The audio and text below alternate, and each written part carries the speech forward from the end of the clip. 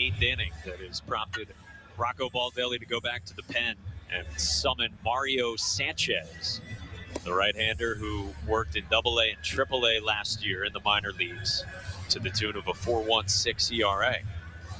You just asked me if we remembered, what was it, a horn that Jerry and company would have going during games like this? Yeah, Rem would have the foghorn. I just remember when the spring training games got long and there was 100 players that played in the game. You'd be in the locker room, you get maybe a workout in, you'd be hearing it. I think it's time for the horn. We got to get you on. Bring it with you to the booth. Here's Christian Koss to bat, with Sogard at second base against Sanchez. There are so many good Jerry stories that, as sad as it is to think about a season without him, boy, if we can't take some comfort in knowing the smiles that brings to a lot of faces now, and certainly did at the time. Yeah, it's the thing about life is you live such a great life like Jerry had, with doing so many great things, being a player and then getting the booth and being a huge part of Red Sox, nation's life. I mean, when you sit around and have great fans that are always watching the games, the broadcast booth is just as important, and it's a part of your life. So it's pretty cool. Now we're in a tricky spot here. I've got a great spring training Jerry story. 2 strikes, 2 outs, however. I think I got to save it. Yeah. Oh, of course. For top 9, right? Yeah. Unless but now you're also saying that our guy's going to get out, which is not good either. Not a foregone conclusion. You don't want to risk it. Koss does strike out against Sanchez. We just have to say sorry to the Koss family. And a great.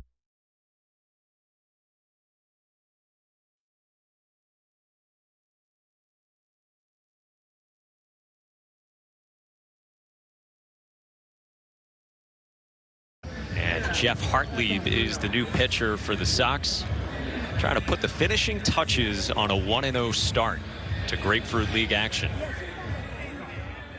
All right, so without further ado, yes, Jerry Remy spring training story that I hope will bring a smile to faces around Red Sox Nation. So 2 years ago, I'm doing some spring training games filling in for Dave, and it's at the Braves' new spring training ballpark, right? So Jerry and I hop in the car. We drive from Fort Myers up to the ballpark. We're doing the game. We're checking out this new spring training venue, and nice-looking park. Now, there were a few things that weren't exactly finished yet with the ballpark, in a little bit of a rush to get it game ready for the start of spring training. So Jerry, during the game, is kind of ragging on the lighting, and he thought that the lighting was too dim at the ballpark. It was one of those night games at spring training toward the end of it. Well, so we're talking about the lighting, like during the broadcast, on the air for multiple innings, and he just thought it wasn't up to par, that the lighting was not good enough at this brand spanking new Braves ballpark. Our director today, the great Mike Narachi, 20-plus years being a part of these broadcasts on NESN, comes by into the booth in like the 5th inning, and he's got a Post-it note, and he puts it down right next to Jerry, and it says, "Your windows are tinted." So Jerry had been we had both been looking through tinted windows and didn't realize it. And we'd been ragging on this brand new, beautiful ballpark. And little did we know that the windows to the press box and the broadcast booth were tinted. It's amazing how all these new parks that get made, and there's always something that is wrong. And we were ready to pounce. That's great.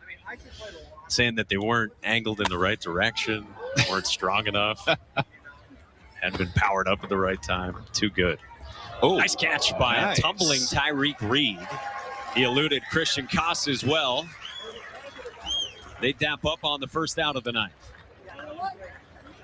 Nice catch right here. These are the ones as a first baseman, you better get behind that ball because you will get embarrassed and you will fall on your butt. Been there, done that one. Oh, there you go. Good, that's a good catch right there. See the jersey? Good sweat right here. Little bit of dryness in the middle of the chest. Why is that? I have no idea. I don't know what that means. I never saw any dryness with the green jerseys. green jerseys became like forest green when I played. And those hats. So would it taken you an inning, you said? Oh, yeah. In Fort Myers? Oh, yeah. 80, it was 80, 84. Oh, yeah, that's a good old, first, second inning, it's completely drenched.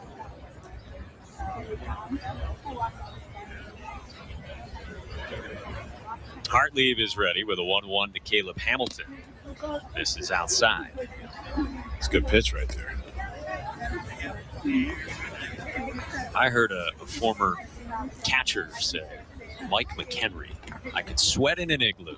Ooh, I could. Stuck with me since. Yes, that is definitely my life. Big wave and a miss from Hamilton, 2-2 against Hartlieb.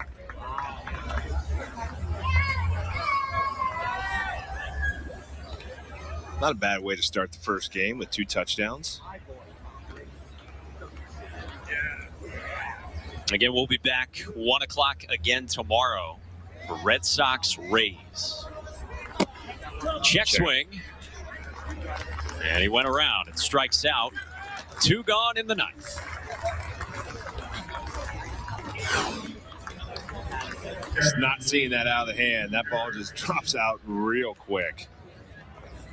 You get a lot of those swings early on in spring training, too, where guys aren't seeing the ball, picking it up well yet. A lot of good sliders. You just miss it by a mile. So 2 outs for Hartlieb. Will now face Derek Fisher.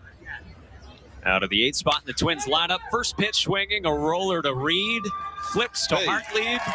And a 14-1 final to start spring training for the Sox.